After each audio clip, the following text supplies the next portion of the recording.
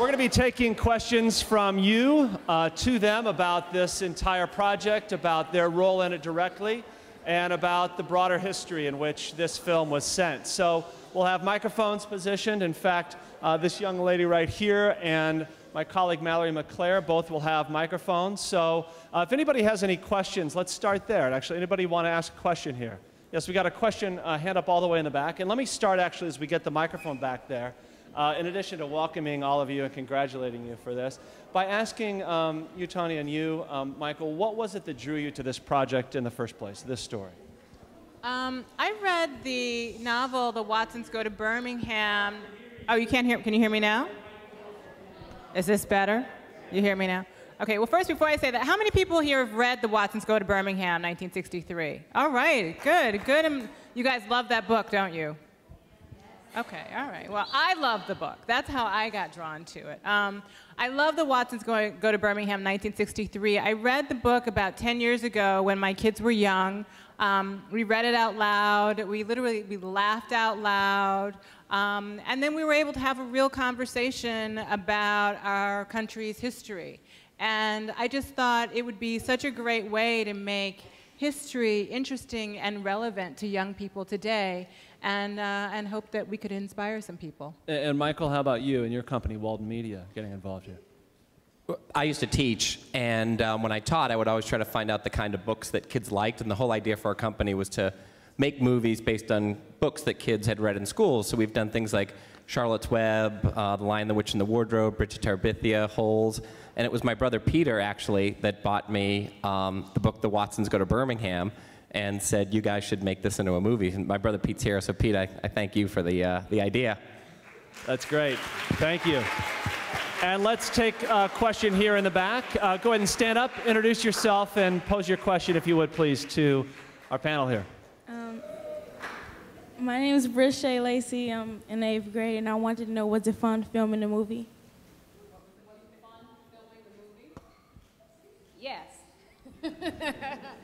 It was fun filming the movie because we were lucky enough to have castmates, Sky, who you guys probably know from Jessie, and you know her, and Bryce, who was in another movie with me, actually. They're really fun and they're really nice, and we enjoyed each other, so it was very easy to be in a situation where I loved them because they're lovable. So yeah, it was fun. And what were you doing to sort of put yourself in your character and Mom and think about what was this woman going through in 1963? How did you sort of bring yourself to that place? I think the most interesting thing for me, or maybe I shouldn't say interesting, but the way I thought about it was that this is a woman who really loved her family. And so every decision that she made was about making her family, bringing her family to a position where they could thrive and thrive together. So bringing her kids to Birmingham in a time of such turmoil, though it seems a quite scary thing, A, was just going to visit family, and that's what people had to do. B, was a decision based in extreme love because she knew that her son had to see some of this in order to grow up to be a responsible man and to be not only responsible for himself and his own actions, but to be responsible for the loved ones around him. So I really just thought of her as somebody who every decision she made was a decision out of love, even when she was about to spank him. That was a decision made out of love because what he was doing was so dangerous for a young man at that time period that something had to change. Let's take a question here. There's a hand up down below. Well, let's get the microphone over to you just so we can hear you, if you don't mind. All right, there you go. Microphone. I would like to know, how did you pick, how'd you know that who was going to play each part?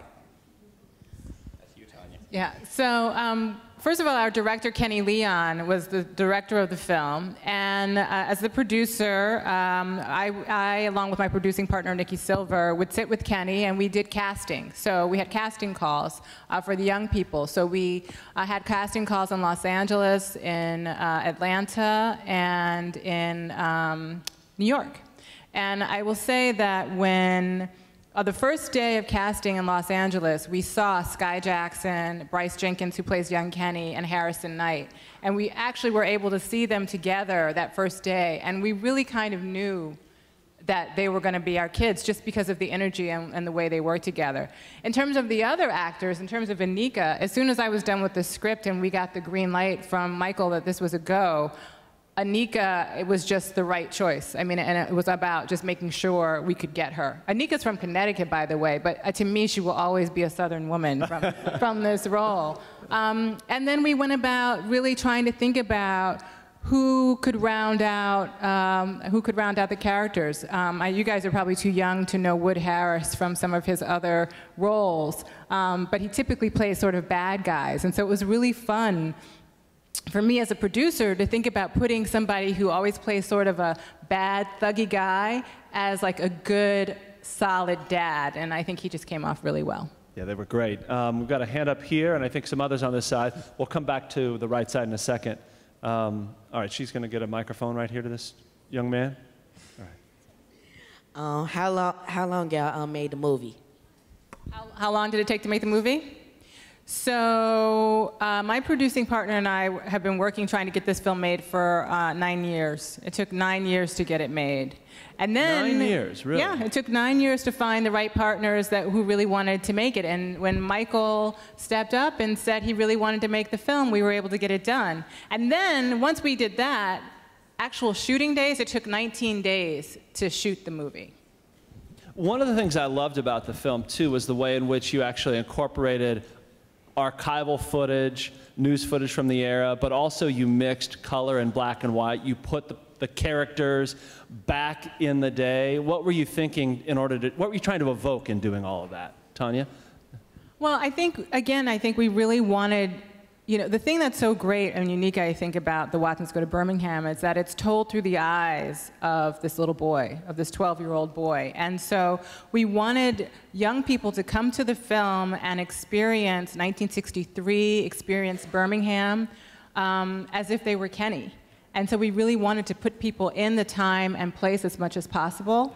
And so, using the different kinds of cameras and some of the black and white and the color, I felt just really kind of gives the film a sense of authenticity and that you're kind of really in it. And then you have the music and the costumes and the whole thing, the cars, everything else. Let's get a question from this side of the room. Go ahead and stand up if you don't mind and pose your question. I wanted to know if this was based off a true story. Was this based on a true story? It's a good question, actually, yeah. Is the story The Watsons Go to Birmingham? So the actual story, the book by Christopher Paul Curtis, The Watsons Go to Birmingham, is not based on a true story. That was Christopher Paul Curtis's imagination. But of course, when you get down to Birmingham and you see the young people who were the Children's Crusaders who actually went out and marched, that's really loosely based on that is based on real life events. Yeah, so historical fiction, really, and that's. There's a Hollywood term called a device, and that's what you use to tell a story. And having this fictional family, the Watsons, travel to Birmingham, that was just a device to show all the true things that were happening in Birmingham. The Children's March was a true thing, one of the more significant things to happen in American history. It was Dr. King's idea to overflow the jail cells. And what we love about this film and about this story is it shows a specific example in American history where kids made the difference and had the courage to go out there and change the world for their parents. Yes, absolutely. The bombings absolutely, are really the church bombing. All right, we have, yes, ma'am. I read the book like 6 years ago, and I was wondering, like in the film, you guys took out some parts of the book. So I was like wondering what happened there because it didn't really tell the whole story. Yes, those were painful decisions that we had to make. So, and you notice also there are some events in the film that are not in the book, right? So, in adapting a book, and then Micheal can speak to this too, one of the things that was really wonderful about working with Walden, you want to keep the essence of the story when you're really adapting a book from film, but a film really exists on its own. And so there are you have to make decisions about, what can you include and what new are you going to bring to it. You know, for me, one of the things that was difficult, I'm sure you remember Cody and Rufus, right? Those are two characters that I really love from the book. But there just wasn't enough room, enough time to include them in a full storyline and a full arc that would make sense. At the same time, when I was talking to Micheal about how we wanted to make this film, Micheal said, look, we don't spend enough time in Birmingham in the book. And I think it would be really great to get a sense of what 1963 Birmingham would really look and feel like for this northern family to come down there. So that's why we decided to spend a little more time in Birmingham and also experience what dealing with segregation and Jim Crow laws would be like for a family coming from the north, up close and personal. We have a hand up here in the back. Go ahead and just, yeah. And you know, for those on my team here, just go ahead and stand next to somebody who has the next question, and I'll go ahead and do you that way. Yes? Hi, I'm a grad student here, and I'm from Birmingham. And I couldn't tell if you filmed there. 16th Street looks like 16th Street inside, yeah. So I was wondering if you could speak to sort of how you found it, what you experienced there in present day. Well, being that you're from Birmingham, it makes me really happy to hear that you couldn't tell, because we actually shot the film in Atlanta, Georgia. So for Birmingham, but I have to say, we had really great locations across the board, and we're actually able to find a church in Noonan, Georgia, that was like an exact, almost an exact twin to the 16th Street Baptist Church there. And we just happened upon it. We were so lucky. Also, the interior of the church, we played around with a little bit. So we were very lucky. Georgia there are some places that can give you a little of Birmingham, and there are some places that gave you Flint, Michigan. So we were just very, very lucky. And also we had really wonderful set designers and costumers and people who really gave you a sense of what it would look like and feel like.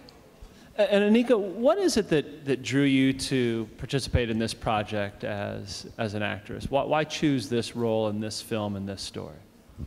I really liked the story. I liked the fact that it was bringing a part of our history that I think that we're in great danger of losing back to the forefront. I think there's been a movement of sweeping under the rug lately that I find very dangerous, because people get embarrassed about the history or they feel like people should move on. But I don't think that you can move on without recognizing what was there before you. So it was very important to me to be able to tell this story for people like you all who may not have known this. Because I don't know how old you are. I don't know if your parents may not have gone through this. This is your grandparents' era.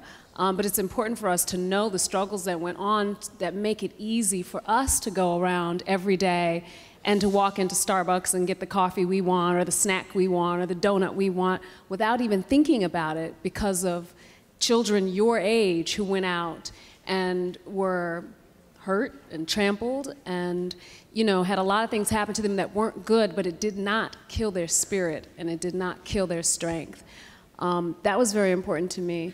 And I wanted to do it also because I have such a young audience because of Princess and the Frog. I thought, what a great way to allow them to continue to be a part of what I'm doing. Got some fans here. Right? That's great. We'll take a question here, and then Mallory, if you want to come down here to this gentleman. Yes. I'm from Manley High School, and my question was for Miss Rose. How did you get yourself to portray such a powerful character? Because I felt like the mother was a very powerful influence to not only her children, but everyone around her. Thank you for that. Oh, y'all like that, huh? That was a good one. Thank you. Great question. I come from a family of very strong women. My grandmother was a teacher. She taught special education. She was also an athlete. She was a very big influence to me. She was from Tallahassee, Florida. My grandmother's oldest sister worked for other families and put all of her sisters through college. She was one of 16. And this was a time period where a lot of people weren't going to college, and a lot more black people really weren't going to college. So I feel that this is, I drew on my grandmother a lot for this. I lost my grandmother in 2010. But there are many, ooh, sorry.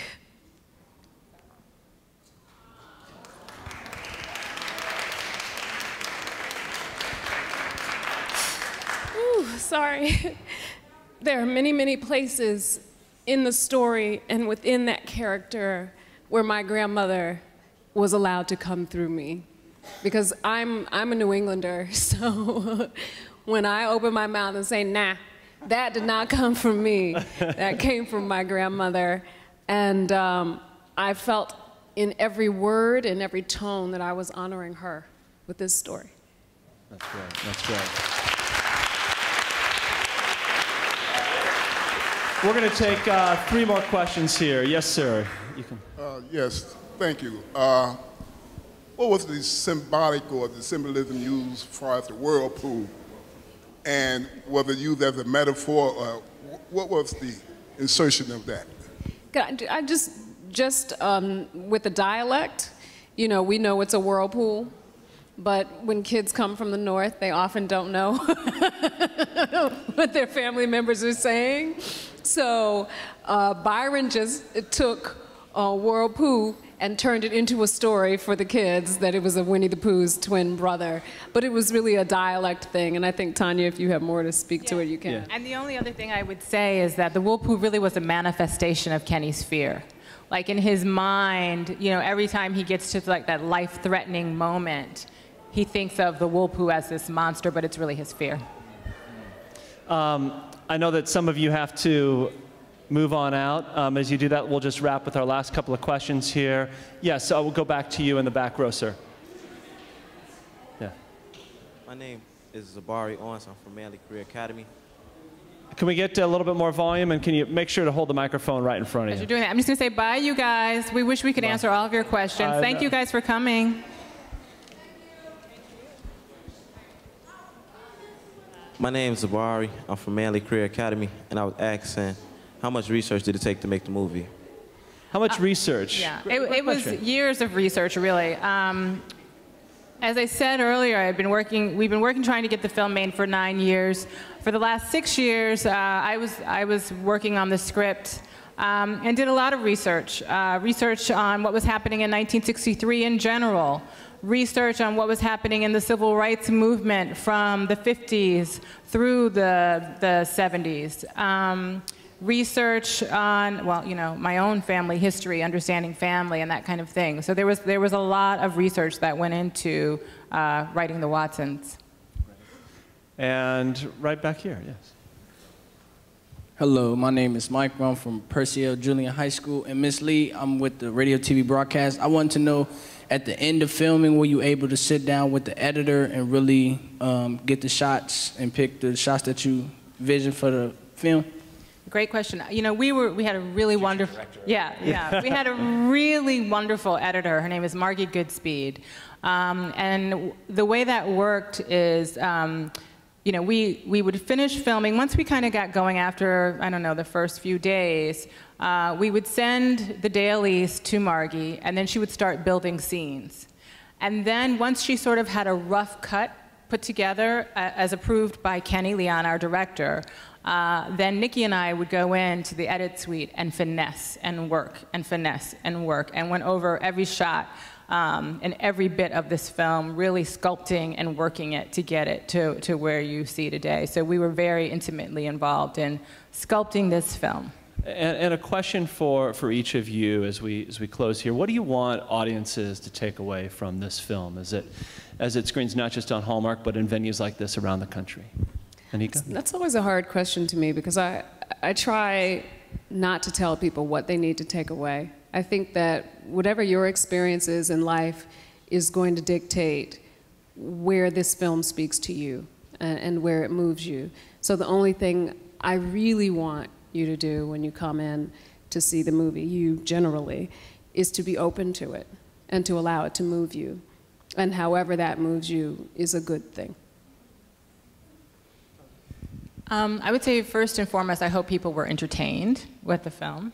And then I would say for young people, I hope that they come away with a sense of inspiration, especially from the Children's Crusade, the kids who marched in the Children's Crusade, because those kids really made a difference in this country, not just in Black America, but in the entire country and across the world. I mean, you know, Nelson Mandela said that he was watching what was happening in the civil rights movement here in the United States and saw that, you know, once Birmingham was able to cross that barrier and become desegregated, he believed that it could happen in South Africa too. So what I hope people come away from the film, I hope you realize that no matter how young you are, no matter where you are in your life, no matter what station you're in, your voice does matter, that you really can make a difference. You really, truly can make a difference if you let your voice be heard and really hold on to something. If you see a moral wrong, you can make a difference. And I just really hope that people come away with that. Yeah, and just to follow up on that, Tonya, it's more heroes and heroines were born in that 1 year in Birmingham in the United States than we've had, you know, collectively in a lot of other places. And, you know, one person who was fantastic at that time was Dr. King, who you all remember wrote his famous letter from a Birmingham jail when he was thrown into jail in the spring of 1963. And in terms of one thing I like to come away from this film with that I hope other kids do is that's one of the best things ever written in all of American literature. And in there, Dr. King says that we have two choices as Americans. The first is we can be like a thermometer and merely take the temperature of all the things that are wrong in this country and not do anything about it.